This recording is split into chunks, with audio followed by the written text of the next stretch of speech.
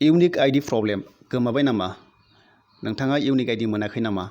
थ' लोगोफोर बाथ्राया जोबोर सिरियास थ' मिथिखाबाय नोंथांमोना इउनिक आइडि नङाब्ला एडमिसन लानो हाला। दा जेराव एडमिसन जादों जेरावबो इउनिक आइडि नांगौ लोगोफोर इउनिभार्सिटि कलेज। थ' नोंथांमोना मिथिखाबाय बे जादों डाइरेक्टरेट अफ हायार इडुकेसननि मोनसे अर्डार। थ' नोंथांमोना बेखौ मिथिखाबाय जानांगौ। थ' गिबियावनो बरायबाय नोंथांमोनखौ आंनि बड' जब इनफो इउटुब चेनेलाव। आसा खालामनो गासैबो मोजां दं होननानै। आरो लोगोसे नोंथांमोना चेनेलाव दाबोनो साबस्क्राइब खालामाखैबा खालामना लादो आरो लोगोसे बेल आइकनखौ थुनानै सेल गल होना लाबानो जाबाय। जाहाथे आं गोदान गोदान आपडेट होयोबा नोंथांमोना थाबैनो नटिफिकेसन मोनहैयो। आरो लोगोफोर आंनि चेनेलावहाय जब रिलेटेड आपडेट्स मोनगोन आरो लोगोसे नोंथांमोना इडुकेसननि भिडिअ मोनगोन। थ' नोंथांमोनाहाय टेक्निकेल भिडिअबो मोनगोन। आं नोंथांमोननि थाखाय लाना फैबाय दायो जाबाय इउनिक आइडि प्रब्लेमनि। थ' लोगोफोर नोंथांमोनाहाय जोबोर माने प्रब्लेम फेस जानांबाय इउनिक आइडियाव। थ' नोंथांमोना खायसे मोनदों खायसे मोनाखै आरो खायसेना लगइन जादों खायसेना अलरेडि रेजिस्टार जाबाय खिन्थु माने लगइन खालामनो हायाखै। थ' खोथाया जाहैबाय लोगोफोर बे जादों नेट प्रब्लेमनि थाखाय जादों हजोंहाय सार्भार डाउन जादों। मानो होनोब्ला दायो गोदान बियो खुलिजेननाय। थ' नोंथांमोना जेनेरेट खालामनायावहाय प्रब्लेम मोनखादों। थ' गोबां मोनदों आंनावहाय गोबां कमेन्ट्स फैदों नोंथांमोनाहाय आं नोंथांमोननि थाखाय लाना फैदों माखासे कमेन्ट्सनि स्क्रिनशट। थ' बिथांमोनाहाय भुल जादोंबो खायसे आरो लगइन खालामनो हायाखै। दा बाथ्राया जाहैबाय लोगोफोर ट्राफिक जादों बियो दायो बयबो खालामदों अल आसाम खालामदों बिनि थाखाय एसे ट्राफिक जादों। थ' नोंथांमोना लासैनो खालामबाय थाबानो जाबाय बिनि लास्ट डेट मेनसन खालामथ'नाय जायाखै। थ' नोंथांमोनाहाय बेखौहाय मोनबाय थागोन। थ' लोगोफोर आं दायो थांदिनि बेहाय माबोरैहाय बेखौहाय रिकभारि खालामनो हायो नोंथांमोना खुनु टेनसन लानाङा नोंथांमोनाहाय टेनसन जानाङा जाय बिथांमोना स्टुडेन्टसफोराहाय फंबाय बिनानावमोनहाय टेनसन जादोंमोन नोंथांमोना टेनसन जानाङा। नोंथांमोना भिडिअखौ गासैखौबो स्टेप बाय स्टेप नायलांबाय थाबानो जाबाय आं गासैखौबो नोंथांमोननि थाखाय सलुसन लाना फैदों। थ' नोंथांमोना स्टेप बाय स्टेप नायबासो भिडिअखौ नोंथांमोना बुजिलांगोन। थ' बेनिखायनो खावलायो नोंथांमोना भिडिअखौ एसेबो स्किप खालामनाङा आरो लोगोसे बे भिडिअखौ हानायसेबां शेयार खालाम जाहाथे बयनाबो रिकभारि जानो हायो आं बेखौनो आसा खालामनानै बे भिडिअखौ खालामबाय। थ' लोगोफोरजों थांदिनि आं नोंथांमोननो मोननैसो स्क्रिनशट लाना फैनि जाय बिथांमोनाहाय फंबाय बिनानावमोनहाय मिस्टेक जादों एबा प्रब्लेम जादों। थ' लोगोफोर थांदिनि जोङो नेक्स्टआव नैबे जाबाय फुंखा बसुमतारी बिथाङा जादोंमोन बियो आंनावहाय कमेन्टआव सोंहरदों आदा डेट अफ बार्थडेआ भुल जाबाय होननानै। थ' बिथांनि डेट अफ बार्थआ भुल जाबाय। थ' बिथाङा बार्थडेखौहाय माने भुल होफ्लांबाय। थ' नोंथाङा टेनसन लानाङा नोंथाङा बेखौ रिकभारि खालामफिननो हागोन इडिट खालामनो हागोन नोंथांनि थाखाय अपसन दङ। थ' बयनिबो थाखाय अपसन दङ।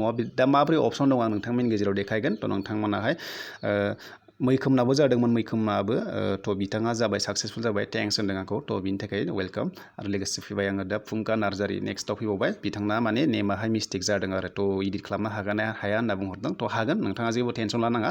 थ' नोंथाङा भिडिअखौ फारि फारि गासैखौबो नायलांबाय थाबानो जाबाय स्टेप बाय स्टेप नायबानो बुजिलांगोन। दा जों थांदिनि मोनसे दंबावो नैबावहाय। थ' बिना लिंकआनो जायाखै जाहैदों नैबे बिबि मिउजिक वर्ल्डना। थ' बिथांना लिंकआनो जायाखै मानो होनोब्ला खोथाया बेनो ट्राफिक जादोंमोन बिनि थाखाय माब्लाबा जायो माब्लाबा जाया लिंकआहाय माने अपेन जानो नागिरा। थ' बिनि थाखाय नोंथाङा ट्राइ खालामबाय थाबानो जाबाय। थ' नेट मोजांबा बियो जागोन। थ' जों दा नेक्स्टआव थांबावनि नेक्स्टआवहाय दंबावो। नेक्स्टआवहाय दङ सासे सिस्टारनि बे जाहैबाय फोजोंथि बर' बिथांनाहाय माने जिमेल एकाउन्टखौनो माने गोदान खुलिनांबाय जाहैबाय। थ' इउनिक आइडि बिथाङा मोनाखै मानो होनोब्ला बिथाङाहाय इउनिक आइडिखौ अलरेडि साक्सेस खालामबाय जानांगौ। थ' मानो होनोब्ला बिथाङा गोसोआव गैला होनना बुंदों। मानो होनोब्ला स्क्रिन श'आव जादोंमोन स्क्रिन श'खौहाय बे नायसनासै बिनि थाखायनो बे इउनिक आइडिखौ मोनासै। थ' बिनिखायनो जितिया माने साबमिट खालामगोन रेजिस्टार फाइनेल खालामगोन नोंथांमोनाहाय मबाइलाव नायबाय थाबानो जाबाय स्क्रिनावहाय स्किप खालामफ्लांनाङा मानो होनोब्ला स्किप खालामबाहाय गोमायो। थ' बिनिखायनो बेखौहाय नोंथांमोना नट खालामना लानांगोन जे आइडि नाम्बारखौ इउनिक आइडि नाम्बार फैयो मोनसे बेखौ खालामना लानांगोन। थ' फैबावबाय मोनसे बिबि मिउजिक वर्ल्डनिनो बे जादों आदा आं गासैखौबो फिलआप खालामखांना साबमिट बाटोनावहाय थुबायमोन बाट आंनावहाय जेबो मेसेजबो फैयाखै। थ' खोथाया बेनो नोंथाङाहाय नायसनाखै स्क्रिनावहाय फैदोंमोन बियो नोंथाङा नायसनाखै आरो नेट प्रब्लेमनि थाखाय माब्लाबा फैया। थ' बे ट्राफिक जादों आं होनखाबाय। थ' जों बेखौ सलुसन दङ नोंथांमोना खुनु टेनसन लानाङा।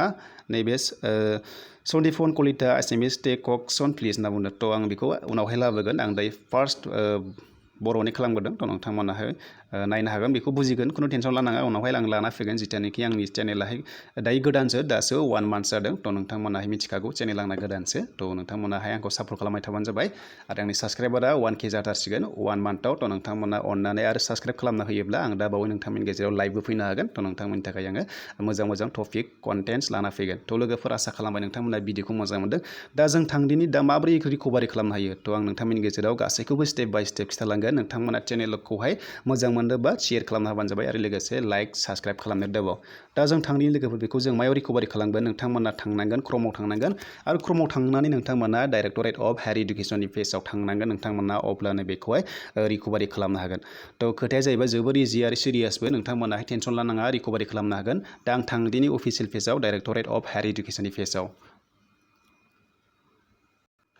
थ' लोगोफोर आं फैबाय आं कर्मआव फैनानैहाय डाइरेक्टरेट अफ हायार इडुकेसननि पेजआव फैबाय बेनि वेबसाइटआ नैबे जादों लोगोफोर डाइरेक्ट बे पेजआ फैगोन नोंथांमोना डाइरेक्टरेट अफ हायार इडुकेसननि पेजआव थांनानैबो खालामनो हागोन नाथाय नैबाव थांबा साबसिन जागोन बेनो जाबाय DHE-online-admission.mtron.in आव नोंथांमोना थांनानै डाइरेक्ट लगइन खालामनानै बेबायदि इन्टारफेस फैगोन नोंथांमोना बेवहायनो नुदों थ' नोंथांमोनाहाय बेवहायनो खालामनो हागोन नोंथांमोना नुदों directorate of higher education government of आसामनि थ' बे जादों इउनिक आइडिनि रेजिस्ट्रेसन थ' नोंथांमोना बेखौहाय गोसोआव लाफानो जाबाय आं रिपिट होनोसै नोंथांमोना आं थाखाय रिपिट खालामबाय नोंथांमोना फार्स्टआवनो रेजिस्टार खालामग्रोनांगोन इउनिक आइडिनि थाखाय थ' बिनि थाखाय नोंथांमोनाहाय प्रपारलि आरो कारेक्टलि बेखौ जाहाथे मिस्टेक खालामा साबमिट खालामबानो जाबाय फिलआप खालामबानो जाबाय बिनि उनावहाय नोंथांमोना फन नाम्बार होनांगोन जाहाथे नोंथांमोनाव मेसेज फैयो OTP फैयो लास्टआव थ' नोंथांमोना बेखौ नायना लानांगोन नोंथांमोनाहाय कनफार्मेसननि SMS फैगोन होमबासो नोंथांमोना साबमिट खालामनो हागोन लास्ट फाइनाल साबमिट आरो लोगोसे नोंथांमोना मिथिखाबाय इउनिक आइडि नङाब्ला एडमिसन लानो हाया होनना बुंदों बेयाव कलेज इउनिभारसिटि बेखौ बुजिबाय आरो सासेया वान टाइमल' हागोन बे इउनिक आइडिखौ बारे बारे जाया बेनिखायनो बुंदों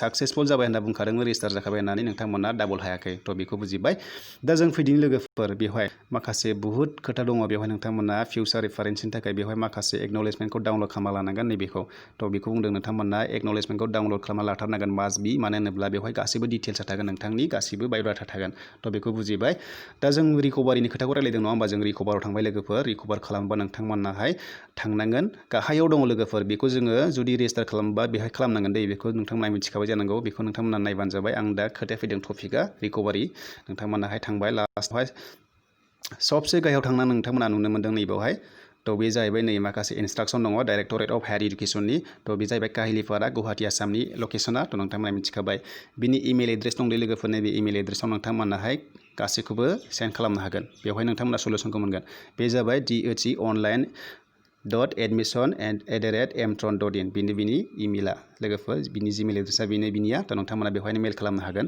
आरो फैबाय जोङो बेवहाय दा माबोरै खालामगोन नोंथांमोना माबोरै जोङो रिकभारि मोनफिनगोन नोंथांमोननि मिस्टेक जानायखौ नोंथांमोना टेनसन लानो खुनु दरखार गैया नोंथांमोनाहाय जोबोर इजियावनो हागोन आरो नोंथांमोननि थाखाय हेल्पफुल नाम्बार बियो थ' नोंथांमोना नुनो मोनदों गिबियावनो नोंथांमोना नैबे कल नाम्बार नुदोंना बे फन नाम्बाराव नोंथांमोना फन खालामनानै रायलायहरनोबो हागोन बेवहाय बेलेन्स थाङा टल फ्रि जागोन लोगोफोर बियो आरो बिनि टाइमिंआ नोंथांमोना नुनो मोनदों नोंथांमोननि गेजेराव आं टाइमिंखौ होखानोसै जाहाथे नोंथांमोना गोनो गोथो कल खालामनाङा नोंथांमोननि टाइमिंआहाय 10टानिफ्राय लानानै 5टासिम नोंथांमोना बिनि टाइमनि गेजेराव 10 AM निफ्राय 5 PM नि गेजेराव नोंथांमोना कल खालामनानै डिटेल्सखौ सोंहरनो हागोन जिथु नोंथांमोना प्रब्लेम फेस जादों होननानै नोंथांमोना खिथाहरनो हागोन थ' बेखौ जों बुजिबाय नोंथांमोना जुदि डिटेल्स मिथिनोबा बे नाम्बाराव कल खालामनानै सोंहरनो हागोन गासैखौबो दा फैदिनो जोङो माबोरैहाय जोङो बेखौ रिकभारि खालामगोन लोगोफोर बिनि प्रसेसआ नैबेबायदि थांनांगोन नोंथांमोना नुनो मोनदों थ' बे जाबाय लोगोफोर आंहाय नैबावहाय नोंथांमोना खुनु हाखु दाखु जानाङा गासैखौबो स्टेप बाय स्टेप नायलांबाय थाबानो जाबाय गोसो होनानै नाय जाहाथे गासैखौबो बुजियो आरो बुजिबा नोंथांमोना गाव गावनो हारसिंनो खामानिखौ मावनानै लागोन बारे बारे नोंथांमोना कमेन्ट्सआवहाय सोंहरलायनो गोनांथि जानाय नङा आं बेवहाय गासैखौबो माने क्लियारलि नोंथांमोननि गेजेराव बुजायना होबाय थ' नोंथांमोना नोंथांनि फार्स्टआवनोहाय नुदोंना नोंथाङा बेवहाय नुदों राइट युर नेम नोंथांमोना फार्स्टआवनो मेलाव थांदो मेलाव थांनानै नोंथांमोनाहाय साबजेक्टआव लिरबानो जाबाय एप्लिकेसना लिरदो लोगोसे नोंथांमोना फार्स्टआव नोंनि नेमखौ होदो नोंनि नेमखौ होनानै उमुक नेम होननानै नोंनि नेमखौ होदो आरो फार्स्टआव होदो दे ओमफ्राय सेकेन्डआवहाय स्किप खालामनानै स्पेस खालामनानै डेट अफ बार्थखौ नोंथांमोना डेट अफ बार्थखौ बहायना होदो आरो डेट अफ बार्थ बहायखांब्ला नोंथांमोना स्पेस होनानैहाय मबाइल नाम्बार जिथु नोङो फन नाम्बारजोंहाय रेजिस्टार खालामदोंमोन दै नोंनावहाय कारन बे मेसेज फैगोन मानो होनोब्ला नोंनावहाय मेसेज फैगोन नोंनावहाय कनफार्मेसन मोनसे गावसोरो रिप्लाइ खालामहरगोन जे नोंनि आइडिया इसेखिनि होननानै थ' बेनिखायनो मबाइल नाम्बारखौ जायखौ नोंथाङा इउज खालामदोंमोन बै समावहाय रेजिस्टार खालामनायाव बेखौ होनांगोन होमबासो नोंनावहाय मेसेज फैगोन OTP फैगोन थ' नोंथाङा गासैखौबो रिकभारि खालामफिननो हागोन थ' लोगोफोर बेनोसै माने बेनो रिकभारिनि मोनसे सलुसना थ' नोंथांमोना खुनु गोनो गोथो जानाङा थ' नोंथांमोना खुनु टेनसन लानाङा गासैखौबो रिकभारि खालामफिननो हागोन नैबे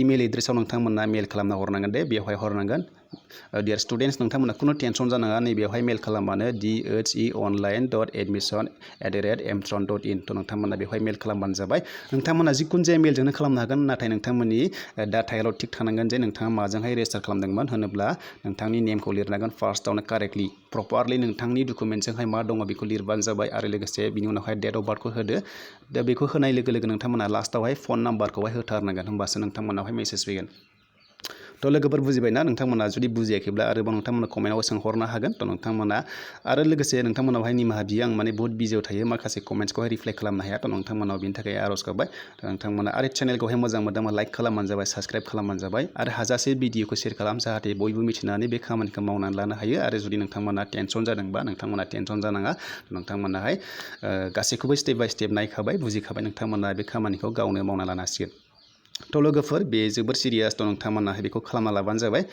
थ' नोंथांमोना आं मोनसे खालामना होबावनि नोंथांमोना जुदि गोदान केन्डिडेटब्ला नोंथांमोनाहाय फार्स्टआवनो थांनांगोन रेजिस्टार थ' नोंथांमोना नैबे online registration for unique ID बेयाव थांनानै नोंथांमोनाहाय फार्स्टआव नोंथांमोना इनफरमेसनखौ नोंथांनिखौ लिरजोबनांगोन जेनेरेट खालामनायाव इउनिक आइडिनि थाखाय बेखौहाय प्रपारलि आरो कारेक्टलि हो जाहाथे मिस्टेक जाया थ' गोबां कमेन्ट्सआव नुदों आङो आंना मिस्टेक जाबाय नेमा डेट अफ बार्थआ होननानै जाहाथे मिस्टेक जाया जुदि मिस्टेक जाब्लानो नोंथांमोना रिकभारि खालामनायनि थाखाय खस्थ' खालामनांगोन थ' बेनिखायनो जाहाथे मोजाङै लिर आं खावलायबाय आरो नोंथांमोना फन नाम्बारखौ होबानो जाबाय बेवहाय सेकेन्डआव आरो लोगोसे नोंथांमोना नुनो मोनदों इउनिक आइडिया मात्र इउज जागोन कलेज इउनिभारसिटियाव थ' नोंथांमोना बेखौ गोसोआव लाबानो जाबाय आरो सासेयाव वान टाइमल' मोनगोन बेखौ सासेया अनलि वान स्टुडेन्टआहाय बेखौ वान जेनेरेट इउनिक आइडि खालामना लानो हागोन थ' नोंथांमोनाहाय फैगोन आरो फैबावबाय नैबाव लोगोफोर मोनसेहाय नुदों बेवहाय मोनसे नटिसखौ नोंसोर गोसोआव लाबानो जाबाय facility of modification of will be माने एभेलेबल सर्टलि थ' नोंथांमोना मडिफिकेसन खालामनो थाखाय खम समनि गेजेरावनो फैगासिनो दङ जेथिया माने बेखौहाय आपग्रेड खालामबाय थागोन बे सफ्टवेयारखौ थ' नोंथांमोना इजिलि मडिफिकेसन खालामना लानो हागोन थ' बाथ्राया जाहैबाय रिकभारियावबो बेखौ हागोन नोंथांमोना टेनसन लानाङा नोंथांमोना खालामफिननो हागोन होनना बुंदों खुनु टेनसन लानाङा नोंथांमोना थ' जों बेखौ बुजिबाय लोगोफोर मात्र नोंथांमोना साक्सेसफुल जायोबा एक्न'लेजमेन्टखौहाय डाउनलड खालामना लाथारबानो जाबाय जाहाथे फिउचारावहाय खामानि होयो आरो नांखागोन बेखौ लोगोफोर थ' लोगोफोर भिडिअखौ आं बेवहायनो फोजोबबाय जुदि नोंथांमोना भिडिअखौ मोजां मोनदोंबा लाइक खालामबानो जाबाय आरो लोगोसे साबस्क्राइब खालामबानो जाबाय थ' लोगोफोर नोंथांमोनखौहाय आरो फैबाय थानाय समावहाय लोगो मोनगोन होननानै आं आसा खालामनानै भिडिअखौ बेवहायनो फोजोबबाय